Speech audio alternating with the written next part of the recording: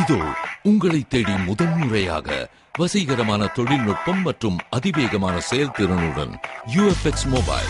மெல்லிய தோற்றத்துடன் முற்றிலும் சிறப்பாக எல்லோருக்கும் எளிதாக UFX மொபைல். உங்கள் நவீன தலைமுறைக்கான mobile. UFX Mobiles. Make your move. For the very first time coming your way is an irresistible combination of speed, style and technology. UFX Mobiles. Exceptionally sleek, totally advanced, and now the phone that everyone can afford to touch. Your next generation mobile. UFX Mobiles. Make your move.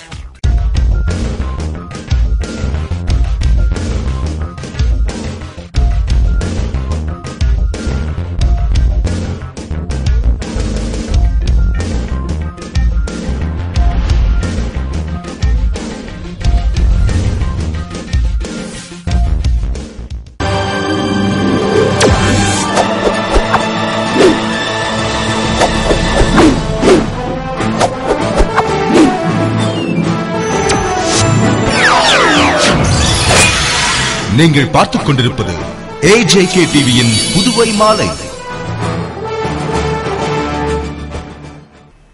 வணக்கம். புதுவையில் தென்கிழக்கு வங்கக்கடலில் புயல் சின்னம் உருவாகியுள்ளதால் இரண்டாம் எண் எச்சரிக்கை கூண்டு ஏற்றப்பட்டுள்ளது. மேலும் மீனவர்கள் கடலுக்கு செல்ல தடை விதிக்கப்பட்டுள்ளது.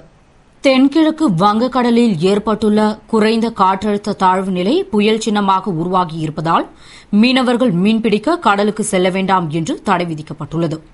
மேலும் இந்த புயல் 30ஆம் தேதி கரையை கடக்கும் என எதிர்பார்க்கப்படுவதால் இரண்டாம் எண் புயல் எச்சரிக்கை கூண்டு ஏற்றப்பட்டுள்ளது.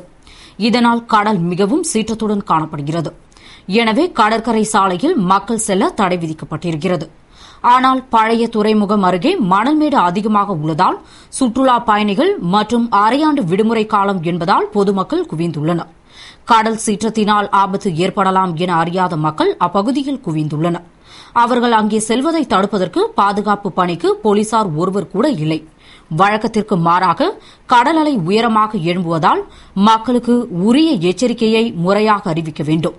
புயல் கூண்டு ஏற்றப்பட்டதை அடுத்து இது தொடர்பாக அப்பகுதி மீனவ மக்கள் கூறுகையில், நைட்டு கடும் காற்று சீற்றத்தாலையும் கடல் கொந்தளிப்பாலையும் நிறைய கட்டுமரம் வலை டேமேஜ் ஆகுது. சில அதை காப்பாற்ற ஆளுங்களுக்கும் அடிபட்டு போச்சு.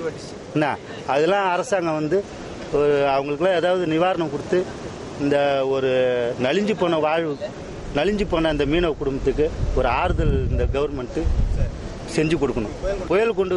புயல் அறிவிப்பு கூட அந்த கால நேரத்தோட அறிவிக்க மாட்டாங்க. அந்த துறைமுகத்தில் இருக்கிறவங்க என்ன புயல் ஆரம்பிச்ச பிறகு கூண்டு ஏத்துறாங்க. அது எப்படி அந்த கூண்டு அந்த நேரத்தோட ஏத்துனா நாங்க முன்னாடியே அவங்க கட்டுமரத்தை காப்பாத்திக்குவாங்க, வலையெல்லாம் பாதுகாப்பு பண்ணிக்குவாங்க. புயல் எடுத்து முடிஞ்ச பிறகு அவங்க ஏத்துறாங்க. என்ன அது முன்கூட்டியே ஒரு 2 மணி நேரத்துக்கு முன்னே எங்களுக்கு தெரிஞ்சிருந்தா நாங்க அந்த கட்டுமரம் வலையெல்லாம் பாதுகாத்துக்குவாங்க. புதுவை பெத்தி செமினார் பள்ளியில் தேசிய ரோல்பால் போட்டி இன்று துவங்கியது. இதில் சிறப்பு விருந்தினராக துணை சபாநாயகர் TPR செல்வம் கலந்து கொண்டு துவக்கி வைத்தார்.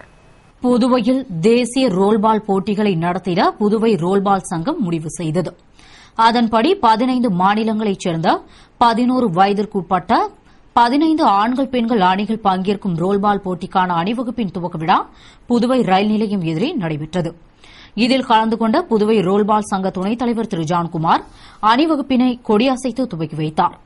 அணிவகுப்பின் போது வீரர் வீராங்கனைகள் தங்கள் மாநிலங்களின் பெயரடங்கிய பலகைகளை கையில் ஏந்தி காலில் ஸ்கேட்டிங் அணிந்து உற்சாகமாக வந்தனர். அணிவகுப்பு உப்பளம் பெத்தி செமினார் பள்ளி மைதானத்திற்கு வந்ததும் 11 வயதிற்குட்பட்ட ஆண்கள் பிரிவு அணி வீரர்களை வரவேற்று வாழ்த்துக்களை கூறிய ரோல்பால் சங்க துணை சேர்மன் திரு ஜான்குமார் டாஸ் போட்டு போட்டியை துவக்கி வைத்தார். அதனைத் தொடர்ந்து நடைபெற்ற ரோல்பால் போட்டிக்கான துவக்க விழாவில் சிறப்பு விருந்தினராக கலந்து கொண்ட துணை சபாநாயகர் திரு TPR செல்வம் 11 வயதிற்குட்பட்ட பெண்கள் பிரிவு மற்றும் ஆண்கள் பிரிவு வீரர் வீராங்கனைகளை வரவேற்று வாழ்த்துக்களை கூறி போட்டிகளை துவக்கி வைத்தார். இன்று முதல் வரும் 29ஆம் தேதி வரை நடைபெறவுள்ள தேசிய ரோல்பால் போட்டியில் புதுவை, தமிழ்நாடு, கேரளா, பீகார், ஹரியானா, ஜார்க்கண்ட், ஜம்மு காஷ்மீர், சண்டிகர், மத்திய பிரதேசம், உத்தரப்பிரதேசம், மகாராஷ்டிரா, பஞ்சாப், ராஜஸ்தான் உள்ளிட்ட 15 மாநிலங்களைச் சேர்ந்த வீரர் வீராங்கனைகள் 250 பேர் பங்கேற்கின்றனர். இதற்கான ஏற்பாடுகளை புதுவை ரோல்பால் சங்கம் செய்து வருகிறது. விழாவில் சங்க கௌரவ தலைவர் வாசுதேவராஜ், தலைவர் வேடராஜன், இந்திய ரோல்பால் சங்க பொதுச் செயலாளர் ராஜு தப்கே, புதுவை ரோல்பால் சங்க பொதுச் செயலாளர் பாலமுருகன் மற்றும் என்ஆர் காங்கிரஸ் பிரமுகர் ஐயனாரப்பன் உள்பட பலர் கலந்து கொண்டனர். புதுவை உருளையன்பேட்டை தொகுதியில் அமைச்சர் ராஜவேலு அடிப்படை வசதிகள் மற்றும் கட்டமைப்பு வசதிகள் குறித்து ஆய்வு செய்தார். புதுவை உருளையன்பேட்டை தொகுதியில் அடிப்படை வசதிகள், கட்டமைப்பு வசதிகள் மற்றும் பாதாள சாக்கடை திட்டத்தை நிறைவேற்றுவதற்கான வசதிகள் குறித்து ஆய்வு செய்யுமாறு முதல்வர் ரங்கசாமி உத்தரவிட்டார். அதன்படி சமூக நலத்துறை அமைச்சர் ராஜவேலு உருளையன்பேட்டை தொகுதியில் கண்டாக்டர் தோட்டம், கெனடி நகர் உள்ளிட்ட பகுதிகளுக்கு சென்று ஆய்வு செய்தார். இந்த ஆய்வின்போது அரசு கொறடா நேரு, ஆதி திராவிட நலத்துறை இயக்குநர் அன்பழகன், புதுவை நகராட்சி ஆணையர் அழகிரி, தாசில்தார் ரமேஷ் உள்ளிட்டோர் உடனிருந்தனர். ஆய்விற்கு பின் ஆய்வறிக்கை முதல்வரிடம் அளித்த பின்பு திட்டங்கள் குறித்து முடிவெடுக்கப்படும் என தெரிவித்தனர். புதுவையில் எஸ்எஸ்பி சந்திரன் தலைமையில் போலீசார் ரவுடிகளின் வீடுகளில் அதிரடி சோதனை நடத்தினர். புதுவையில் நடந்து வரும் தொடர் கொள்ளை, கொலை மற்றும் பல்வேறு குற்றச்சம்பவங்களை தடுக்க நடவடிக்கை எடுக்குமாறு ஐஜி சர்மா உத்தரவிட்டுள்ளதால் எஸ்எஸ்பி சந்திரன் தலைமையிலான போலீசார் ரவுடிகளின் வீடுகளில் தொடர் சோதனையில் கடந்த சில நாட்களாக ஈடுபட்டு வருகின்றனர். அதன்படி வானரப்பேட்டை, ராசுடையார் தோட்டம், பிரான்சுவா தோட்டம், கோலாஸ் நகர் போன்ற பகுதிகளில் உள்ள ஒவ்வொரு வீதியாக ரோந்து சென்று சந்தேகத்திற்குரிய இடங்கள் மற்றும் ரவுடிகளின் வீடுகளில் சோதனை நடத்தினர். அப்போது வடக்கு எஸ்பி சிவதாசன், இன்ஸ்பெக்டர்கள் ரகுநாதன், அங்கப்பன், சப் இன்ஸ்பெக்டர்கள் நாகராஜ் மற்றும் அதிரடி போலீசார் உடனிருந்து சோதனை பணியில் ஈடுபட்டனர். புதுவையில் சுனாமி தினமான நேற்று கடல் சீற்றம் அதிகமாக காணப்பட்டதால் மீனவ கிராம மக்கள் மத்தியில் பெரும் பரபரப்பு ஏற்பட்டது. புதுவையில் வழக்கத்திற்கு மாறாக இந்த ஆண்டு அதிக மழை பெய்தது. தொடர்ந்து சில வாரங்களாக பனிப்பொழிவு அதிகமாக காணப்படுகிறது. இந்நிலையில் சுனாமி 7ஆம் ஆண்டு நினைவு தினமான நேற்று தென்கிழக்கு வங்கக்கடலில் புயல் உருவாகியுள்ளதால் கடலுக்கு மீனவர்கள் செல்ல வேண்டாம் என எச்சரிக்கப்பட்டு படகுகள் கரையில் நிறுத்தி வைக்கப்பட்டிருந்தது. மேலும் நேற்றிரவு கடல் சீற்றம் அதிகமாக காணப்பட்டது. இதனால் படகுகள் கடல் அலைகளால் இழுத்து செல்லப்பட்டது. எனவே மீனவர்கள் படகுகள் மற்றும் வலைகளை அங்கிருந்து மேடான பகுதிக்கு கொண்டு சென்றனர். இருப்பினும் சுனாமி தினத்தன்று ஏற்பட்ட கடல் சீற்றத்தால் மீனவ பகுதி மக்களிடையே பீதி ஏற்பட்டது. கடல் சீற்றத்தினால் கடல் நீர் கரையோரத்தில் கொட்டப்பட்டு இருந்த கருங்கற்களையும் தாண்டி பொதுமக்கள் நடந்து செல்லும் நடைபாதைக்குள்ளும் சில மீனவ கிராமங்களிலும் புகுந்தது. எனவே கடற்கரைக்கு செல்ல தடை விதிக்கப்பட்டிருந்தது. இதனால் புதுவை மீனவ மக்கள் நேற்றிரவு பெரும் பரபரப்புடன் காணப்பட்டனர். புதுவை தேங்காய் திட்டு துறைமுக திட்டம் குறித்து அதிகாரிகளுடன் நடந்த கலந்துரையாடல் கூட்டத்தில் துறைமுக திட்டத்திற்கு எதிர்ப்பு தெரிவித்து மக்கள் வாக்குவாதத்தில் ஈடுபட்டனர். புதுவை அரசின் துறைமுகத்துறை சார்பில் பொதுமக்கள் குறை கேட்பு கூட்டம் பொதுப்பணித்துறை தலைமை பொறியாளர் அலுவலகத்தில் கருத்தரங்க அறையில் துறைமுகத்துறை செயலர் பால் தலைமையில் பொதுப்பணித்துறை தலைமை பொறியாளர் மனோகரன், நிர்வாக பொறியாளர் ராஜேந்திரன் மற்றும் அதிகாரிகள் முன்னிலையில் நடைபெற்றது. இதில் தேங்காய் திட்டு துறைமுகம் குறித்து பொதுமக்கள் சரமாரியாக கேள்வி எழுப்பினர். மேலும் அந்த திட்டத்தை செயல்படுத்துவதற்கு எதிர்ப்பு தெரிவித்து வாக்குவாதம் செய்தனர். அதற்கு பதிலளித்த அதிகாரிகள் அத்திட்டத்தில் உள்ள குறைகளை களைந்து செயல்படுத்துவது குறித்து ஆலோசனை நடத்தி முடிவு செய்யப்படும் என்று தெரிவித்தனர். இதனைத் தொடர்ந்து மக்கள் துறைமுகத்தை எதிர்த்து நடத்திய போராட்டங்களில் 400 பேர் மீது வழக்கு பதிவு செய்யப்பட்டுள்ளதாகவும் அதனை தள்ளுபடி செய்ய வேண்டும் என்று வலியுறுத்தினர். அதுபோன்று காரைக்கால் புதிய துறைமுகத்தில் கட்டுமான வசதிகள் சரியில்லை என தெரிவித்தனர். புதுவை சுல்தான்பேட்டை கன்னியமிகு காயிதே மில்லத் அரசு மேல்நிலைப் பள்ளியில் மனநலம் குறித்த கருத்தரங்கு நடைபெற்றது. புதுவை வில்லியனூர் சுல்தான்பேட்டையில் உள்ள கன்னியமிகு காயிதே மில்லத் அரசு மேல்நிலைப் பள்ளியில் மனநலம் குறித்த கருத்தரங்கு பள்ளி துணை முதல்வர் விஜயலட்சுமி தலைமையில் மனநல பேராசிரியர் சரவணன் முன்னிலையில் நடைபெற்றது. நிகழ்ச்சியில் மாணவர்கள் தங்கள் வாழ்வில் எதிர்கொள்ளும் பிரச்சினைகளுக்கு எவ்வாறு தீர்வு காண வேண்டும் என்பது குறித்தும் படிப்பில் கவனம் சிதறாமல் எவ்வாறு முன்னேற வேண்டும் என்பது குறித்தும் விளக்கப்பட்டது. நிகழ்ச்சிக்கான ஏற்பாட்டினை பள்ளி நாட்டு நலப்பணி திட்ட அலுவலர் கமலா செய்திருந்தார். இதில் திரளான மாணவ மாணவியர்கள் கலந்து கொண்டனர்.